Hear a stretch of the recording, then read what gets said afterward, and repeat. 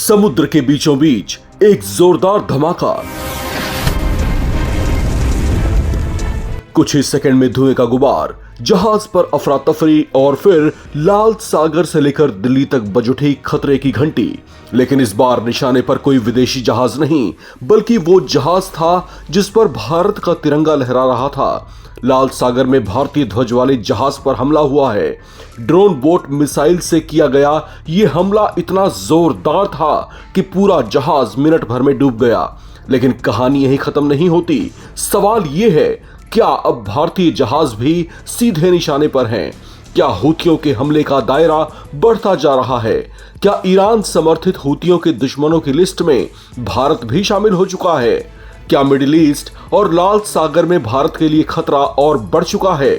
Navbharat times की इस report में जानिए, लाल सागर में आखिर क्या हुआ, भारतीय क्रू मेंबर्स कैसे बचाए गए, भारतीय विदेश मंत्रालय ने कैसी बड़ी चेतावनी दी और क्यों ये हमला पूरी दुनिया के लिए एक बड़ी चेतावनी का संकेत माना जा रहा है। लाल सागर में हुई इस घटना ने एक बार फिर वैश्विक समुद्री सुरक्षा को लेकर गंभीर सवाल खड़े कर दिए हैं। भारतीय झंडे वाला कमर्शियल शिप MSV फैज नूरे औलिया पर यमन के तट के पास हमला किया गया, जिससे पूरा शिप समुद्र में समा गया।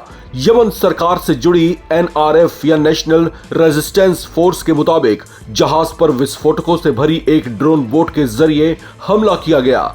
हालांकि इस दावे पर हूती समूह की ओर से तत्काल कोई आधिकारिक प्रतिक्रिया सामने नहीं आई। रिपोर्ट्स के मुताबिक यह हमला हुदैदाह बंदरगाह के दक्षिण में करीब 13 नॉटिकल मील की दूरी पर हुआ। घटना के बाद यमन की कोस्ट गार्ड और नेवी ने संयुक्त बचाव अभियान चलाया।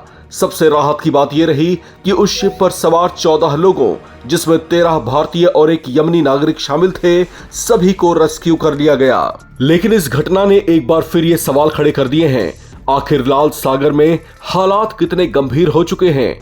पिछले कई महीनों से ये समुद्री मार्ग लगातार तनाव का केंद्र बना हुआ है।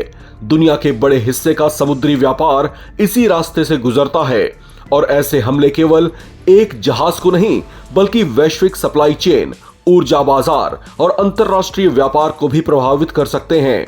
घटना के बाद भारत सरकार ने कड़ी प्रतिक्रिया दी है। विदेश मंत्रालय ने भारतीय ध्वज वाले जहाज पर हुए हमले की स्पष्ट शब्दों में निंदा की और बताया कि सभी 13 भारतीय नागरिक सुरक्षित हैं। मंत्रालय ने कहा कि रियाद स्थित भारतीय दूतावास पूरे घटनाक्रम पर लगातार नजरें बनाए हुए है और यमनी अधिकारियों के साथ मिलकर चालक दल की सुरक्षा सुनिश्चित कर रहा है। भारत ने बचाव अभियान में सहयोग के लिए यमनी अधिकारियों का धन्यवाद भी दिया। विदेश मंत्रालय ने अपने बयान में यह भी कहा कि व्यावसायिक जहाजों पर लगातार हो रहे हमले बेहद चिंताजनक हैं।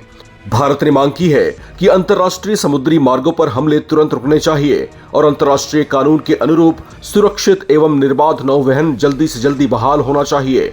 ये घटना ऐसे समय पर हुई है जब लाल सागर और आसपास के समुद्री इलाकों में पहले से ही सुरक्षा चुनौतियां बढ़ी हुई हैं। विशेषज्ञों का मानना है कि अगर ऐसे हमले जारी रहते हैं तो इसका असर केवल क्षेत्रीय सुरक्षा तक सीमित नहीं होगा, बल्कि वैश्विक व्यापार, बीमा लागत, शिपिंग रूट और तेल की कीमतों पर भी पड़ सकता है।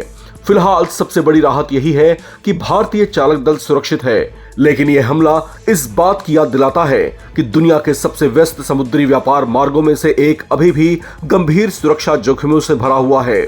अब सबसे बड़ा सवाल यही है कि क्या लाल सागर में व्यावसायिक जहाजों पर बढ़ते हमले वैश्विक समुद्री व्यापार के लिए नया खतरा बन रहे हैं और क्या अंतर्राष्ट्रीय समुदाय इन हमलों को रोकने के लिए कोई ठोस कदम उठा पाएगा? अब चलते चलते कुछ सवाल नवभारत टाइम्स के आप तमाम दर्शकों से भी। आपको क्या लगता है, क्या भारतीय जहाज पर यह हमला वाकई हूथियों ने किया है या यह हरकत अमेरिका या ईरान की हो सकती है? और अगर उन्होंने ऐसा किया तो क्यों किया होगा? कमेंट करके अपनी राय जरूर शेयर करें। चैनल को सब्सक्राइब करें ताकि आप ना रहे किसी खबर से बेखबर। देखते रहें नवभारत टाइम्स।